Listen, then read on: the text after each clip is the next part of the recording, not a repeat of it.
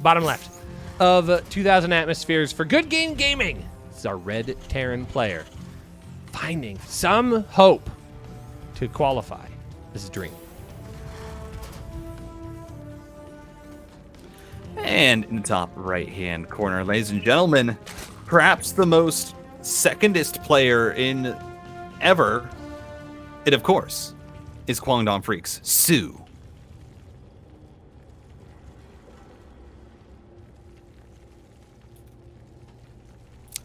Of course, I mean that in the best possible way, because we discussed this a little bit on day one, but you know, consistently coming in second place for as long as SOO did was a feat in and among itself, and it was a situation where, like, had SOO won all the tournaments that he came second place in, would he have been the best player of all time? Or would Probably. people have just said, well, he's a Zerg player, so... I mean, sorry, yes, I'm not sorry. That came from a salty part of my soul. I apologize. I apologize to everybody in the chat or anybody watching this. Thank you. Sorry. No, I think it definitely, like, I think people are willing to have that conversation on its own. We can sit here and talk about how SOO was not able to close out. It was like, what was it? Something like six GSLs. Yeah. I think. Just an absurd number, not able to close them out. But the fact that he was able to get there as many times as he did, and he's never losing. Like, it's not like he's losing to somebody that he should not lose to. These are all matchups that he is losing where it's an easy toss-up, both players playing at the peak of their ability. The top two for the GSL or even Katowice in its own right. So The fact of the matter is that I think SOO will always be in the discussion of one of the greatest StarCraft 2 players of all time. Obviously, that is a rather growing list. And what's kind of nice to see is that it's not just a growing list for Koreans, but it's a growing list for foreigners as well. Yeah, I mean, we've added in Cyril. I would say Raynor is getting there too in the discussion. But it's going to be hard when you compare him to the achievements that Cyril has already made, because the list is pretty big for the Finnish Phenom. Yeah, it's always fun. Like, it's always so nostalgic to look back on how consistent SOO was. And then also to think about just the fact that was it a mental block to always come second, or what was it? And then, of course, the Katowice win, where he eventually was able to overcome the adversity in that series against Stats. But, you know, of course, that was a long time ago. And right now, it is 2022. It has been 2 years since SOO has played on the big stage. And so we've seen in the past few series, there is a lot of rust. You know, there is a lot of, I think, things that he still has yet to get used to. And this is what we see with a lot of the players that return. You know, with Hero, he came back and he had a very specific style. Ooh, Dream here just going to go straight on into the drone line once again, though. A few drones being pulled to block. There's actually some great micro here from SOO. He's going to be able to keep it to potentially... Ooh, he's going to be able to keep it to 2. Only loses 3 drones, though. Given how much time that those Hellions spent in that natural expand, God, that's 3 is an accomplishment for sure. But yeah, I think I agree with all of your standing points, and hopefully that we can see SOO make a return to form. Like, even if he were to, like, qualify today, let's say that this is his series and he's going to be able to qualify. I still think that if he wants to remain competitive in the GSL, that he will have some of his own work to do, and I'm sure he's aware of that as well. That would be a surprise, I think, to me and everyone else if that were something that caught him off guard, or he's like, oh, no, I think I'm playing about as best as I possibly could here. So the good news is that he's got the opportunity. The bad news is that this is not the moment to reflect on that. He's got a Banshee to defend against here, and there is no lair just yet, so no opportunity to have that Overseer to help these Queens chase this Banshee around. So it is going to come at the cost of some unit kills. A few of those drones do get picked off, 5 in total. A total of 8 going down, and I think we might see SOO go into something that we have seen him do rather often in his career. He might be looking for a little bit of Mutiling Bane, the Banelingness coming down at least. Yeah, I mean, we already had that Roach Warren. I believe that was that completed. No, it was canceled. Had been on the way, was canceled by SOO. So it does look like for now it's going to be at the very least Ling Bane. We do see 2 additional gases being added on at the 3rd base. This is just normal. The real indication of whether it's going to be Mutus or not is going to be if we see the gases taken at the natural. If you go up 6 gas on 3 bases, usually you're going to be using a very gas intense unit. So most likely those Mutalists. So far though, that's not really the case. SOO is just going to get a 4th base. He's going to be playing standard Ling Bane macro, where you really limit how much gas you need to just the upgrades, and then you get that mineral income really rolling for your ground units in order to defend the early pushes, and then you add on your tech.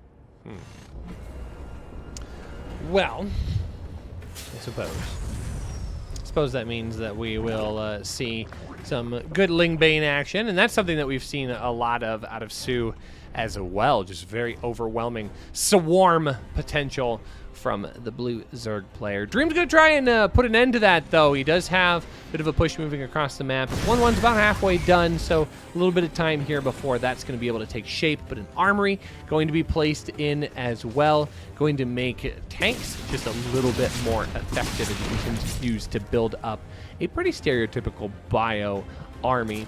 These Banshees, though, will continue to dance around and find some more drone kills here or there. The coverage of the spores can only really go so far. Oh, actually a little bit of action here at the center of the map. Oh, one of those is Marines and Medevacs getting picked off, and that ends up being a little bit of a letdown here for Dream. I think that was going to be one of his attacking forces that now he has to rebuild. Yeah, and I mean, so far the 13 drones going down is really, really good for Dream, but SOO, as I said, this is a complete macro opener. He's at 88 workers, Rushi. He's on 4 bases at 88 workers after losing 16. I mean, SOO is really cutting as many corners as possible. He does not have a lot of Ling Bane. He has just enough to hold on to the attack that Dream is bringing. He's going to add on more units now, and it's actually going to be a transition into Hydras, so he will be adding on Lurkers on 2,000 atmospheres. Oh my gosh, Hydra Ling Bane. This was my composition. Like this was peak 2018, 2019 when Hydras had a little bit of a renaissance, and Hydra Ling Bane in ZVT was just the desired meta composition, and I certainly love seeing it here. But SOO's gonna have to find a way to make it work here as the tanks were able to get in back behind these destructible rocks, but he's just deciding to go across the map here with the counterattack on the opposite side of the map. With these Lings, they're going to be able to get in, but the defense will also possibly be held here as well. Baneling's going to try and connect with a decent amount of these Marines, and most of them will go down, but the tanks are generally left untouched at this point. But it's the natural that's had to be evacuated to some degree here. A few of these workers do get picked off. It's 12 workers down in total, but these tanks are still alive, Titan, and this is still a not one battle here at the 4th base. Yeah, there are a lot of Queens and Hydras, though 13 Hydralists have been added on, so these Liberators not going to be the most useful for this push, as SOO found great success across the map, killed a total of 12 SCVs, and now this Marine count is severely diminished, which means from range, it can start to be picked off. It's 160 supply to 130. Dream does just have to be careful. SOO, though, as well, you can't really step forward just yet until you have a very, very strong consolidated force. 30 more Lings on the way, and with that, he'll probably try and break this position because the Marine count is really not there anymore. For Dream, SOO, he's going to send around a flank, and I gotta say, I love how we've seen SOO's play actually start to evolve from just the few games that we've seen him play in the other days. Here we go, the surround's going to come through. Banelings rolling in, Lings from the back, the tanks are going to go down, the Hydras are fighting at the front, and the Liberators will fall as SOO absolutely cleans up everything. Yeah, that was the kind of engagement that SOO was really looking for. He needed to make that that connection happen here, and he was finally able to secure everything. And the good news is he already pulled all of the workers here. These workers are already at a different base mining, and he didn't lose this base, so now he can start rerouting workers that are oversaturated at different bases and immediately start getting the full efficacy of their worker toll here, as SOO 173 to 126 in a fantastic position here. Dream gonna scout and see the main army, but that's okay. This army is pretty fast and they're just gonna rotate around.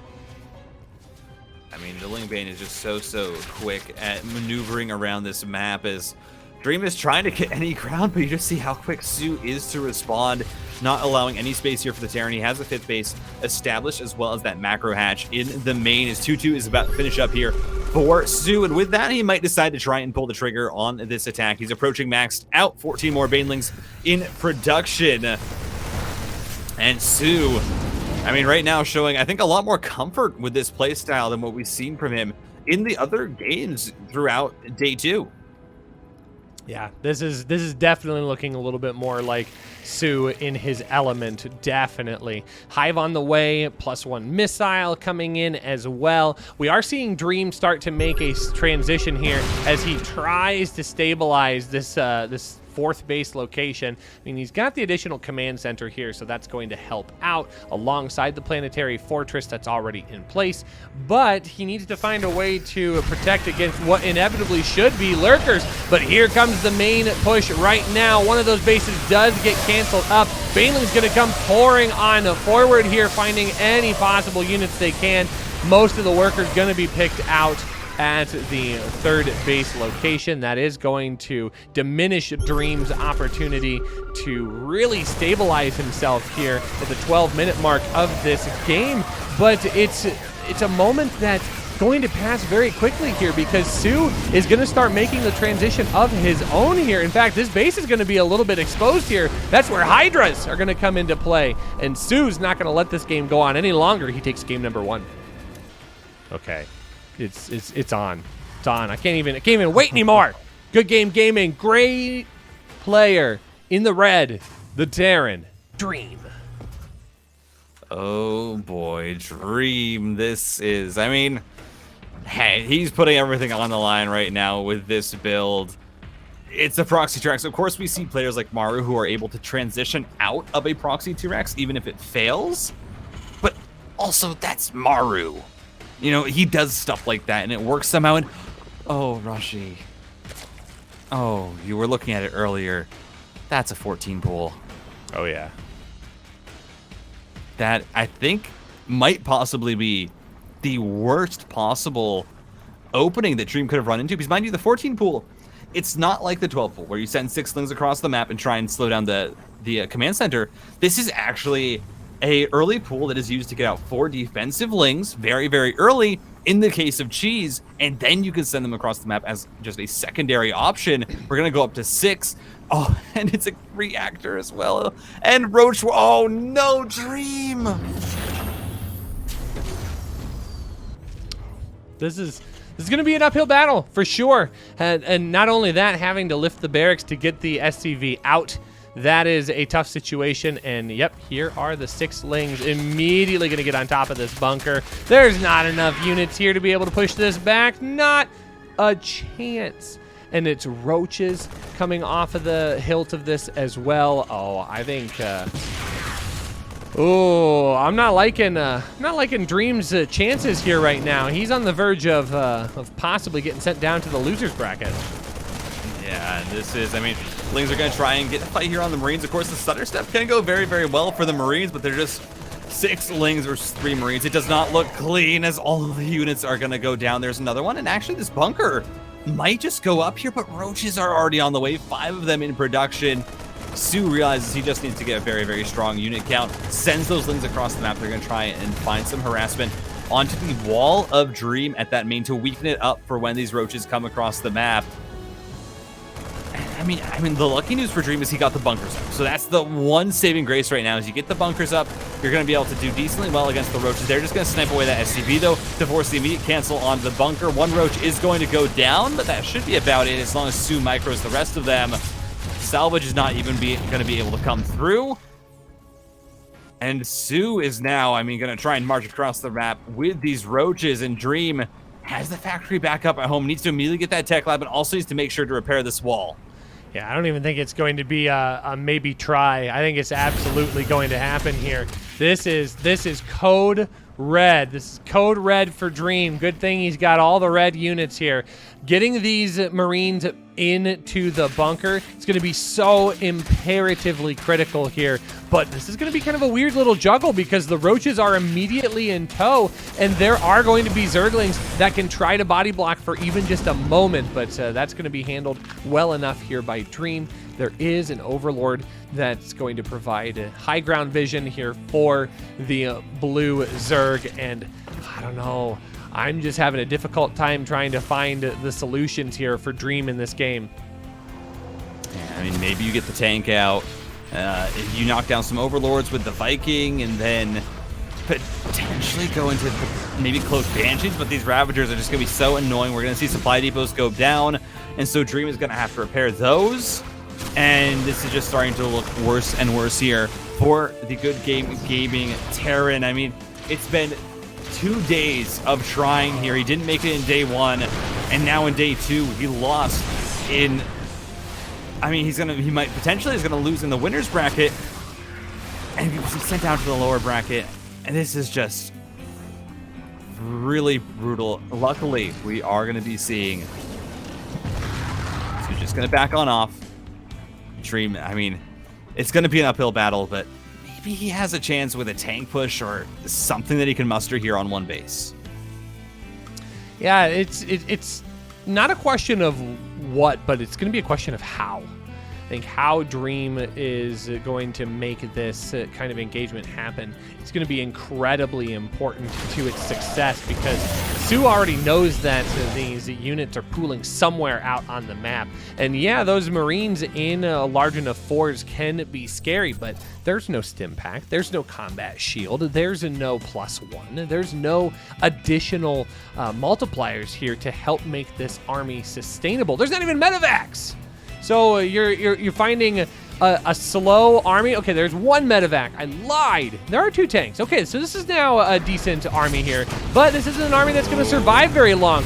Ravager Biles are going to prevent these tanks from really getting a siege position until they're in a point where they really can't retreat in any possible way. Oh. And that's actually whiffed Biles there. That was a little bit of a missed opportunity, but wonderfully for SOO, I think that doesn't matter. He's actually in a good enough position where he can actually get away with that, but I think that could have been so much worse. I mean, that would have been a game over moment for Dream. I think it might still be anyways. Oh, there are all of the SCVs coming piling across the map. Dream, he knows that he's on the verge of being knocked down again. Oh, he is knocked down. But SOO has done it. He has made himself a Code S participant again in Season 2. Well played by the Zerg player.